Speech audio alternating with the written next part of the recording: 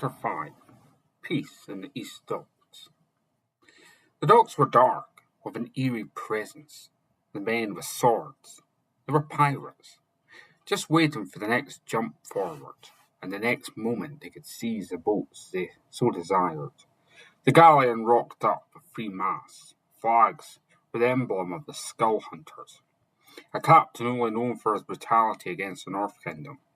He speared a look from his mahogany mast, with a large crow's nest, the black body of the hull. The windows were from stained glass depicting serpents from Berthalium, the deep red scales of reddish eyes, his black pinpoint pupil. A tail, green with etchings of hoof-arc in the rundown groove of the body, the steering wheel engraved with Banreid and powers given through tyranny. He was confused. They had come to the wrong place, as no one had inhabited old Helcomb in Zanzibar since early 34,000 after Zanzibar period. Merlin was scraping a file over his nails. With a tut, he looked at the men in the boat, the rough captain, with his not-groomed, straggly beard. His eyes were a piercing green with a small point for his pupils.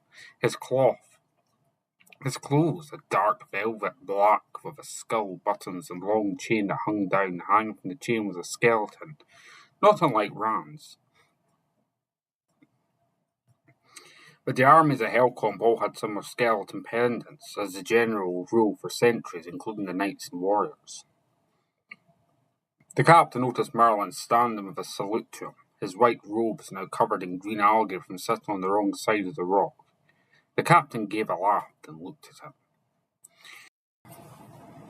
"Is that a wink still there even though you're 60? Merlin exclaimed, whilst looking at the captain, now laughing. "Nah, Merlin, I'm wearing the nobleman's hair hairstyle," Captain Greenock exclaimed, while looking at his pocket watch. Now, that mechanical movement is not beautiful, you know," Merlin exclaimed, smiling. The watch was gold of an anchor. It had three ropes roping round the anchor. The emblem in the middle was a skull. The watch had Roman numerals of an exposed movement in the centre. The hunter's case was a clear crystal window surrounded by gold. The numbers in gold, handmade, then glued in horsecloth. "I see you're looking for a ride to the North Kingdom," Captain Greenock exclaimed with a smile, his golden tooth glinting in the moonlight. This was the first time Rand had encountered a pirate. This man was more than he thought. But he was not wanting to find out if he had a point to this. At no point. "You, sir, where did you originally hail from?" exclaimed Rand, now clicking loudly. Captain Greenock walked up to him with a slight limp. He had a pair of velvet trousers on with a smile. He looked at him. He walked up to him and stroked his face with his hooked hand. He had a 24-carat hooked hand. It was cold on his skin, the metal stinging with cold, the cold weather, the lashing rain that had begun to come down from the skies. He could see above the fiery crow just looking down, its fire-like eyes just staring.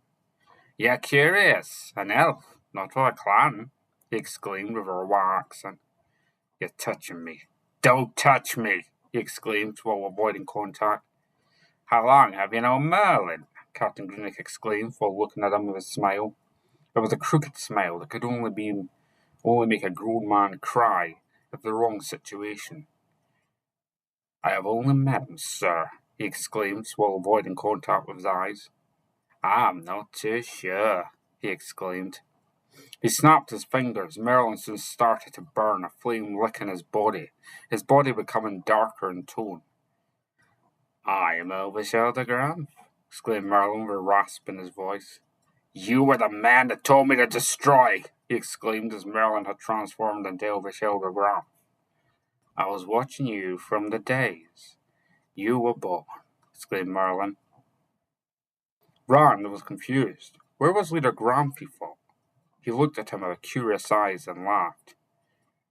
"You're not Graham," Rand blurted out, this time with no eye contact. I have been mowed in you, young sir," Merlin exclaimed with a laugh. "Why are you laughing? Why?" exclaimed Rand with confusion running through his mind. He began to click loudly. "I wanted to find all the items that prevent me from winning Merlin exclaimed whilst laughing. You are one in full control of the land? Rand exclaimed, while trying to laugh. No, I was wanting the land to become healthy again, Merlin exclaimed while looking at his staff. Your staff is the same. Rand looked at him as he said this. The staff you destroyed is only because it was his, Merlin exclaimed without knowing.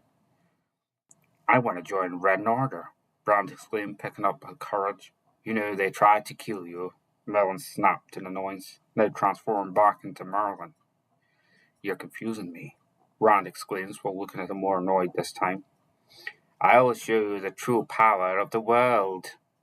Merlin this time winking at Rand. I want to go home, Rand exclaimed with a smile, as if he was imagining the people with a smile on their face. I have bad news, Rand, Merlin exclaimed with concern. The way he said this was cold and very unusual. This time it was spoken with a slight tone that worried Rand, this time with an element of only doom that was in his head. Merlin looked at him and smiled and laughed. The clan was a mirage. You dreamt him, Merlin exclaimed in a convincing tone. I remember my mother, though, Rand blurted out with a belief in Merlin. Merlin banged his cane on the ground. He became unsteady, then wobbled as he pushed the cane into the ground hard this time. I have seen your memories, young elf, Merlin exclaimed with a smile. You have not, sir, Rand exclaimed while looking at him laughing. You know you're not alone, Merlin exclaimed, sounding sympathetic. I have seen your real nature, Merlin, Rand exclaimed as he looked at him annoyed. I know your mother gave you up to the Red Order. Merlin shouted at him, this time growing ever impatient. Rand looked at him annoyed. Then Merlin banged his staff. He ran at him, then grabbed his arm. They both disappeared into smoke. Captain Greenock just laughing. The smoke.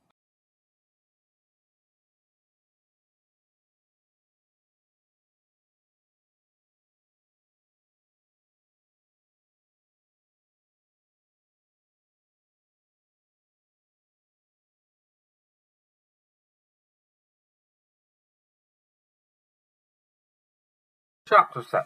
Ren's Malice. Red Knight looked at Snell confused. I thought Merlin was at the docks. He looked at the boat sailing far in the distance. The black hull with stained glass windows just echoing in the distance. Red held his finger to his head. What the fuck are you doing, sire? Snell snarled in confusion. I am trying to pursue the place, Redknapp exclaimed. Snell interrupted him again. But why? We need to get him back to the clan, she snarled as he looked at Red now in full trance. I see, he silently spoke. His vision was bold, but could clearly see Merlin holding a branch-like wand intertwined with green ivy climbing up the shaft. The chain made of silver just wrapped round the wand, with a diamond and a golden clasp on the tip, and a silver pentacle that was hanging from the bottom side. He was holding it to Rand, now quivering in a dingy stone dungeon next to him, a skeleton with his Ulfuthart engraved ring pentacle that was made from silver. Please, Merlin. I want to go home, Rand exclaimed, emotionless as he always was. He was clicking. Merlin held his wand to Rand with a stern tone enchanted. Lagananian, he shouted with malice. Redknapp stopped suddenly and looked at Tennell. Quick! The horses! Quick! He shouted this at the confused watch. Sire, you always say the worst in memories and prophecies, Tennell snarled at him. Tennell was being more serious, as he once thought 5 years ago that Rand had died in the hands of the feudal guards ere the conquest in the land, but soon found out that he had survived and very much still alive and well. This was why they were trying to get Rand back to the Elvish clan. It started with confusion on Rand's part when Merlin, posing as Grant, pretended to be Elvish Elder, and told him to complete the journey. This is what caused him to follow him throughout the land of Old Helcom. Sire, we need to think, Tennell exclaimed as she looked at him confused. I need to guide him back safely till the guards are out. Red looked at Tennell now, laughing. He's stronger than you think, Tennell snarled, still bitter from her master's deception on the king. Tennell looked at him and searched her robe pockets and pulled out a crystal ball and a black plinth and smiled. You could see Merlin in a boat with a black-bearded pirate. He was looking at his Drahalant decider whilst Merlin was looking at a golden box, trying to open it with his wand. Come on, you stupid hunk of AU, he shouted angrily at the chest. He looked at Ron, now twiddling his thumbs in a chair. He was sitting. We need to get to the castle Kaluga, or else, Merlin grew ever impatient with his need to have things done there and then. Ron was not listening again. Why? So you could destroy Redden and bring me home? Ron exclaimed while looking at him. No, so I can get my things and begin a journey home, Merlin shouted again. Tennell stopped her connection and smiled. There's still time, Redden, Tennell snarled at him with a smile. Tennell looked at the ship now far in the distance, the masked flags blowing in the stormy weather, the sea guiding the boat. The sky was black with stars shining in the sky like a bulb. This was the most beautiful thing she had ever seen. She often wanted to be free of Redden. She turned round and pulled out Melinda's wand of Vahalium.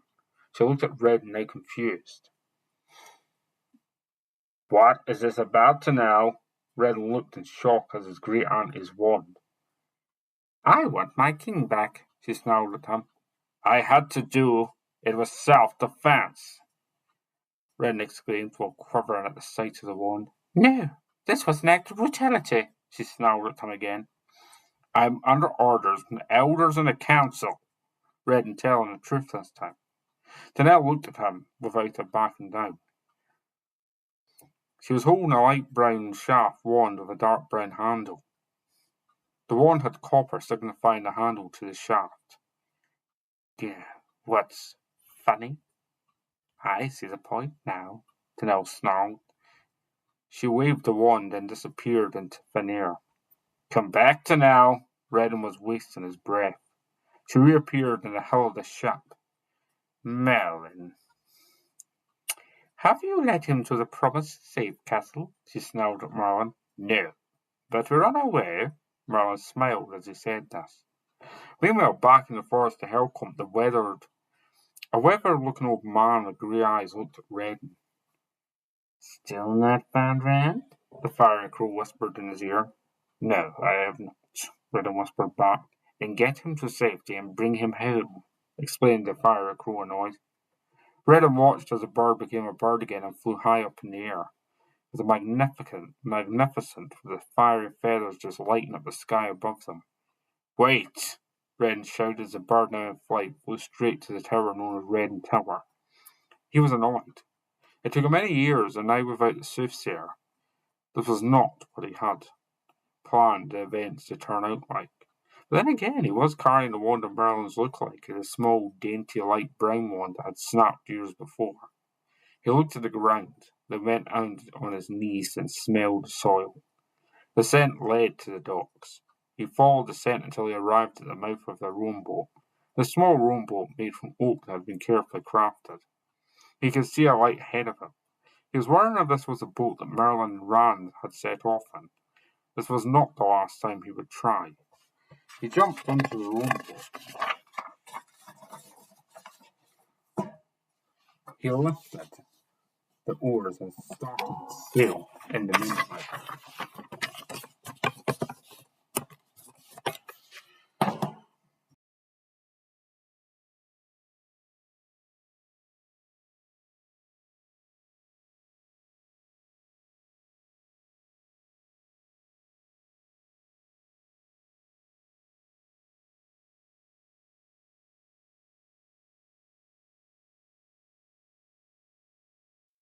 Chapter 23. It was 1 year later, and Rand, now in his mid-thirties, looked at the clock in front of him. The ticking was soothing to him. He wore deep red robes with golden waistcoat, and went down to his cloth that covered him. He was looking older with reddish-brown hair that was flowing along, covering his face. He could see outside the cracks in the now decaying phoenix window of the dark red tower. The peak had somehow started to decay this time. He had spent a week in his village. Went straight to Helcombe ruins to rediscover the book known as the Second Brephalium, owned by the Jablanad, his grandfather. It was of utmost importance as he clicked his way to the door. He could see a golden phoenix handle glimmering in the sunlight. The cracks in the ceiling were not complimentary on already fully grown tree that was growing through the cracks in the roof. He could see the dragon high in the sky, the firebird-like dragon with its red and yellow feathers, the red and dark arches flowing through the flames followed it in the daylight. He could see it turning his head as he looked down on him, with a glint of the red flames in his eyes, but then soon realized, as he reached the bottom of the ladder, he would have to travel to the West Islands. He was unsure of the skull-shaped island mainly because of the giant ogre-like man whom stayed there. This man was always described as a tall man, a long-legged man with a cane left side and a flesh-covered right side. That was a giant. It was not unlike him to... The man was a giant. It was not unlike him to swing at those whom he disagreed with. He had a bald head with no hair. He could see the light was slowly but surely dissipating in the sky. The sun setting. He searched his pockets and pulled out a gold nailed pocket watch. He held it open. He could see it was 5:30, 1730, and the sun was setting this time. He looked down. He could see the dwarf standing there with an axe. He had a polar bear in armor looking at him. He looked up to see the man look back up at him. "Hey, you!" he shouted with an English accent. Ran looked down and smiled. "Yes." Ran went silent for 10 minutes and looked down again. He spoke to him, quite dismissive of the person down below him. "What do you want?" Ran exclaimed, then clicked. "I've come to see what's going on." The dwarf spoke back to him. I've come to see if you want something?" Ran exclaimed, now on his toes. "I'm looking for Jablana the Third," exclaimed the dwarf. "I'm Rand," Rand shouted down, this time warning to him. "Well, I have an offer for him to come on a journey," the dwarf shouted back up, this time smiling. "Sure, but I keep the trophies if we find any," Rand demanded, with a thought this could go wrong. "Sure, my good man," the dwarf shouted back up. Rand now on the ground as he had been climbing the ladder down to the ground. The dwarf looked at him with a smile, then laughed. "Been on this treasure hunt?" the dwarf exclaimed as he looked at him. Then when he did reach the man, he looked at him, finding it hard to read his face. Are you a treasure hunter, sir?" Rand blurted out. "My good man, why is?" the dwarf exclaimed with a laugh. "Do you seek gold or books?" Rand exclaimed with a smile. "No, my good man, thus seeks thy treasure, find happy, thus only," exclaimed the dwarf. "What is your name?" exclaimed Rand, now blurring out with a smile. "Thee thus Grummet," the dwarf blurted out. He's a small man. He had a shield over his shoulder, a small blade in his feet. He wore a red tunic. His trousers were dirty brown holes. His hair was red and flowing. A set of blue eyes and gray streaks in his hair, not unlike Rand, now aging. His boots were black with silver buckles. He looked at him and looked him up and down. "Thus we have this problem?" the dwarf inquired. Rand looked at him confused. "No, I must know how you look," Rand exclaimed. "We see Vi has boat waiting for you," the dwarf exclaimed. "Then we must crack on," Rand exclaimed. They walked to the docks. They could see a rowboat straddling in the water.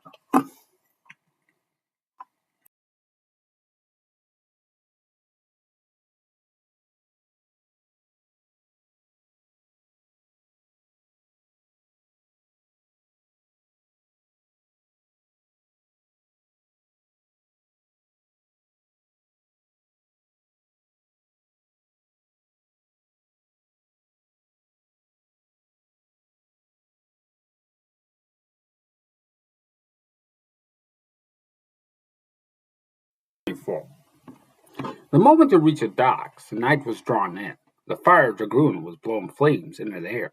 The moment he could see, the waters were wild as they both descended into the wooden rowboat. with a black sail. The Phoenix could be seen flying above them.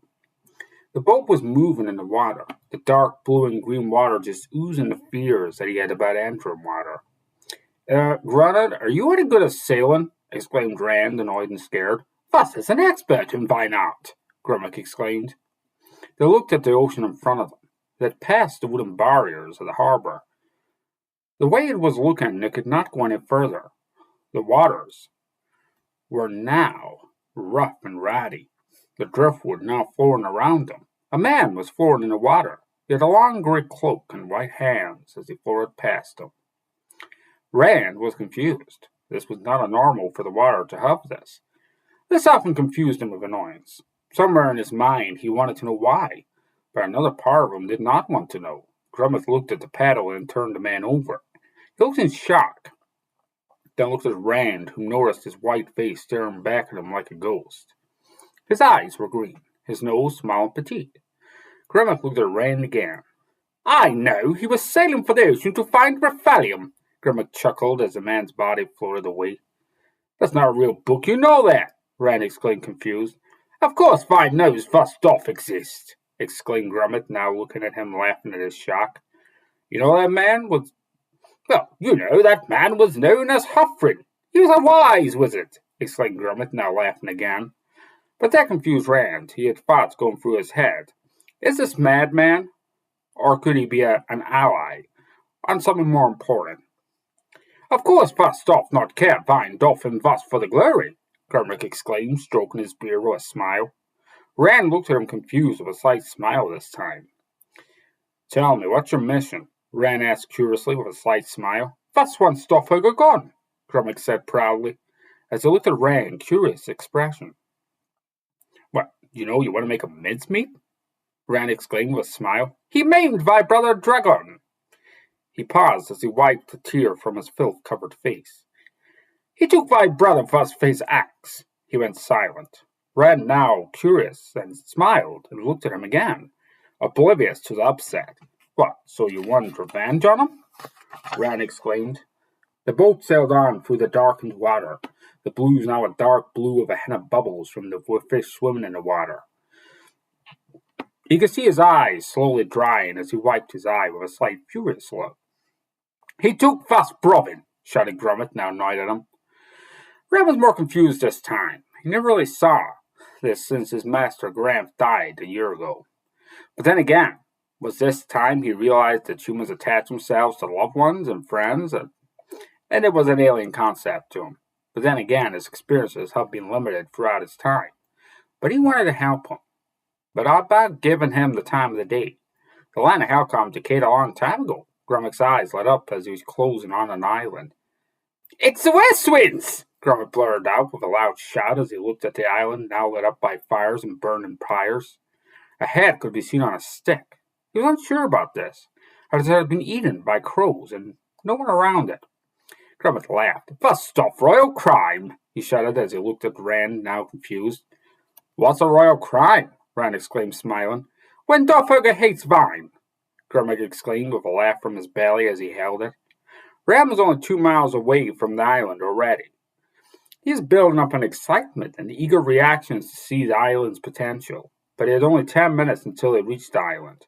He could see in the distance the Phoenix waters where he slayed the powerful ruler. I killed the Phoenix, he exclaimed. Grummack laughed with a smile. Doff fuss pon, Grummack exclaimed, laughing. What does that mean? Rand spoke annoyed. Nothing, Brovin, exclaimed Grummack. He looked in the distance to see the port to the island. He could imagine the Westwind Rider with his long brown robe straddling, standing there with a sword held high. He did not want to think about his great-granddad for his war crimes in the Second Futhark's War, but then again he did take in the fabled Jablanite before he died. He was more curious where he would find the Raphalium. He wanted to own the second and only copy that was left after he threw it in the fires of the Phoenix Egg burning. He wanted to know what it contained.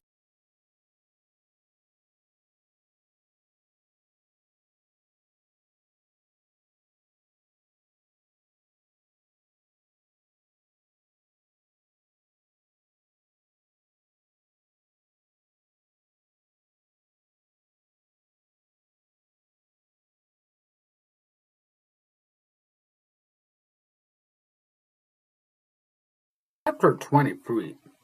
Lisa looked at an old-looking book. A book that was old-looking with a skull on the front cover. It had leaves made from gold surrounding the front of the cover. A chain that was a leaf that was attached to the chain. A love heart rose quartz around the title. The right eye of the drawn skull was a red flame-like, the left a black space. The red eye forming a triangle. The tree surrounding the back of the skull. The music in the background was made from dark material. The moons forming the signs of Atena, the half gods. The back of the book showed Jablanan with a pentagram surrounded behind him the half-moon horns again. She sighed as she looked at the front page.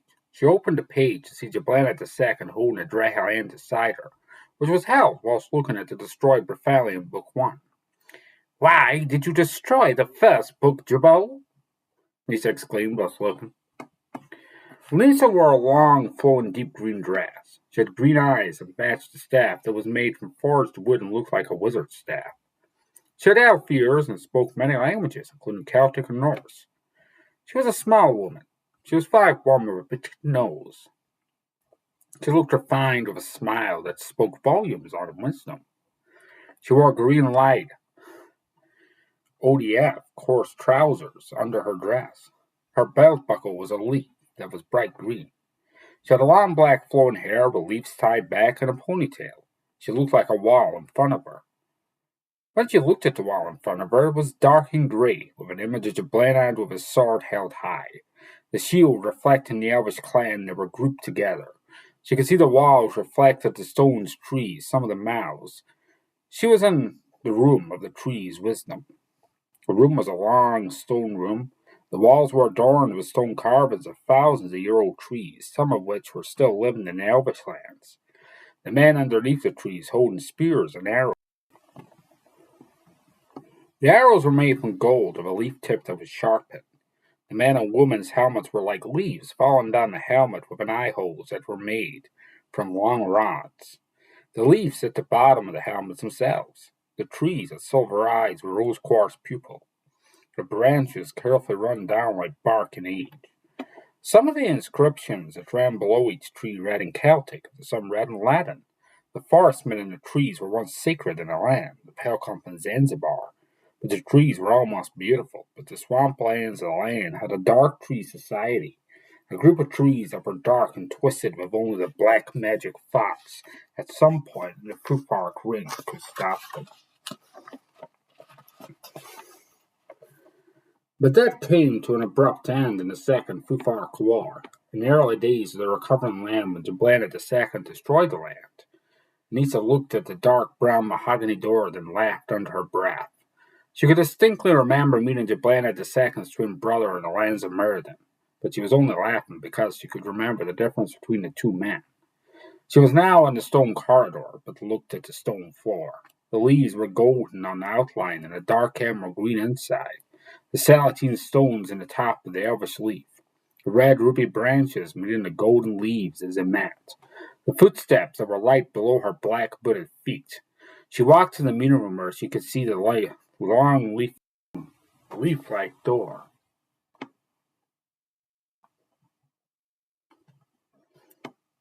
The leaves were golden on the outline.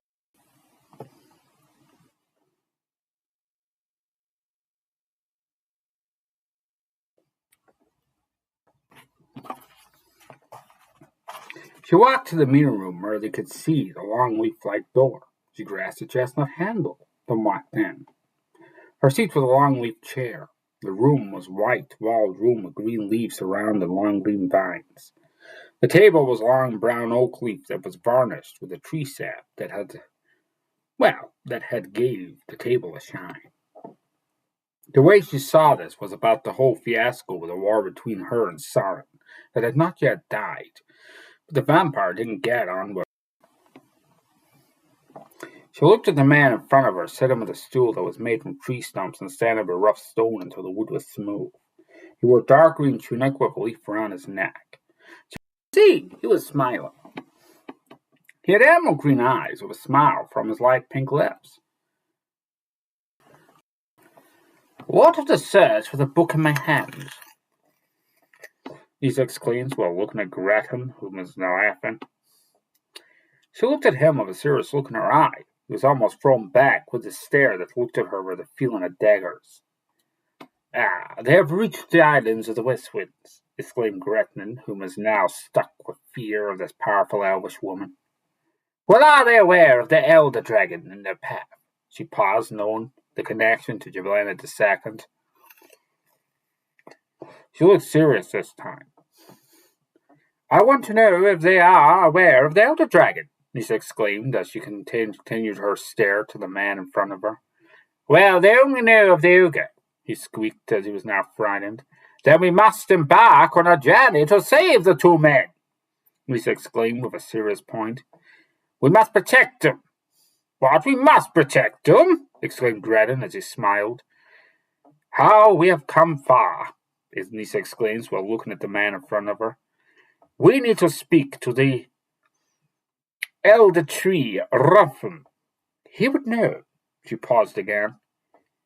"He knows the trees in the West Winds. He took a sabbatical to the West Wind on foot," he exclaimed as he looked at Nisa now.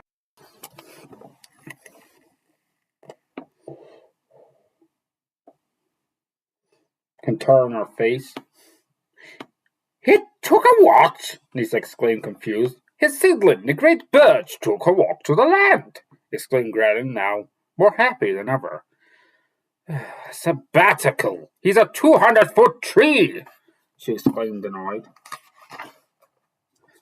"Well, he has a mind of his own, you know that," exclaimed Gretchen, with a smile.